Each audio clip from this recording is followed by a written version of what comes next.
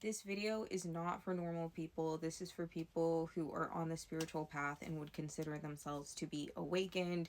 Even if you do consider yourself to be awakened, it might still be controversial. I don't really care at this point. Choose to watch if you choose to continue watching. Okay, as you can see, the title of this video is Morality Kills Spirituality. So, I had this revelation today during a hike where I was doing shadow work. I'm doing shadow work like all the fucking time now. Anyway, I realized that I have repressed a whole bunch of shit that isn't just like sadness or anger. I'm talking about like I have repressed my capacity for evil. And I think a lot of people have done this. I mean, just looking at the state of the internet, the discourse that is constantly coming out of morality, who's cheating on who is lustful, who is sexist, racist, or otherwise problematic. All of these things are criticisms, blames, us pointing the finger as a society and saying, you are evil, therefore I am good. Because at the end of the day, it's all a dichotomy. It's this illusion of duality, that there is something outside of you, that we are separate. This idea that we are separate also translates into the idea that we are separate from God. And so when you believe that you're separate from God, you believe in guilt. You believe in punishment. You believe that there are things you can do to damage your worth. You believe that you have to earn your worth. And so like the main way probably that we are all trying to earn our worth is by being good. And we've been told since we were little, this is what's good. This is what's bad. If you choose good, you get to heaven. Everybody likes you. Everybody loves you. If you choose bad, you will be punished. You will live a horrible life. You'll be alone. You'll burn in hell. So, everyone's terrified to be bad. And everybody wants to be good because the main part of being a human, or just being a being in general, is that you want to experience love. That is your core driving force in life. So, what ends up happening is you have a capacity for evil. Because remember, we have egos. We are not experiencing ourselves as our pure spiritual form. We have forgotten that we are connected to God. So we have a capacity for evil, but we end up then repressing it so that we can be loved. And that turns into an ego that is full of pride and hatred for both yourself and others. And here's the payoff that you get from creating an ego that is like this. If you can look at yourself and occasionally criticize your shortcomings and your evilness, then that gives you the right to also point the finger out and be like, but that person is worse than me. That person is more evil. Yes, this applies to extreme forms of evil like rape, theft, murder, etc. You can say, I cheated on my partner, but at least I didn't murder someone. You can say, I stole from this store or I stole from somebody in my life, but at least I didn't cheat on my partner. It gives you a value system where you can place yourself higher than others, and this perpetuates a belief in pride. And that is the whole foundation of the ego. It's this identification as one and only one that is out for itself, against billions, against the entire world, against the entire universe, and even against God if it chooses to believe in God.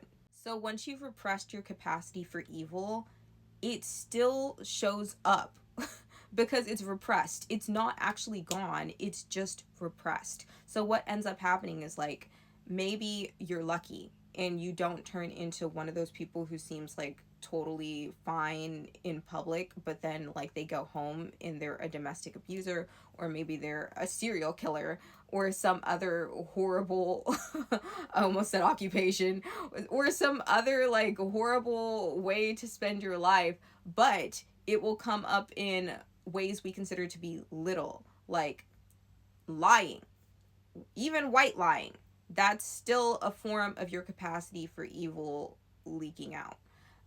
Or it'll be theft, even petty theft, like I said. Or it could just literally be jealousy in comparison. It could be self-hate in depression. It can be addiction. It can manifest in various different forms, but the source is all the same. It's all pride. It's all the belief in separation. But this is actually a non-dual world. I am you. You are me. Everything around you is you. It's being created by your subconscious mind. So we live in a world where motherfuckers like Jeffrey Epstein are running pedophilic child rings on the other side of the globe. How do things like this happen? Why can we not point the finger at him and his friends and say, well, I'm better than them. They're such horrible people. Therefore, I'm not. Jeffrey Epstein is a manifestation of our collective consciousness. You see, when you're not like filthy fucking rich, for the most part, you feel a responsibility to be moral more so than a filthy rich person would. Here's the reason why. Because when you have money, people automatically respect you. People pretend to like you. People give you things, and if they don't just willingly give you things, then you buy them. So then you feel as though you don't have to follow the morality rules. You can just do whatever you want. And then that repressed evilness just becomes blatant evilness because you never dealt with it. Because we as a society do not really deal with evil. We don't have any room for it. We don't accept it and see the light in people anyway. So what we do is we just sweep it under the rug and we pretend it doesn't happen. And if you're dealing with it, then fuck you, you're a horrible person, burn in hell. So like I was saying, for these people, it's kind of just like gloves off when they get power, because they have no reason to be keeping themselves in check anymore. And so that is how you get such horrible series of events. Or even, let's make the example less extreme. Let's say that you become a celebrity. You have this ego that is running the show in your head, telling you this is who you are as a person, that these are your morals and these are your beliefs, this is how you were raised, and this is what you would do and what you would never do, right? You become a celebrity, you still kind of are living by that morality factor, but not to the extreme extent that the average person limits themselves according to their morality, because you have so many people just throwing themselves at you and loving you regardless of what you do. So you might just start being an a-hole to the people who work for you, or even to your friends.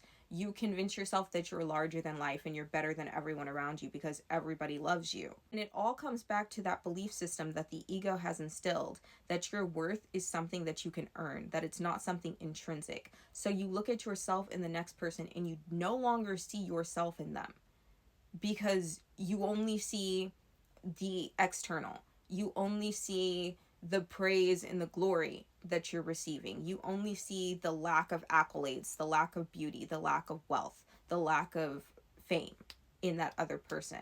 You are perpetuating the illusion of separation, and that creates the perfect storm for your pride to take over and absolutely kill your spiritual self.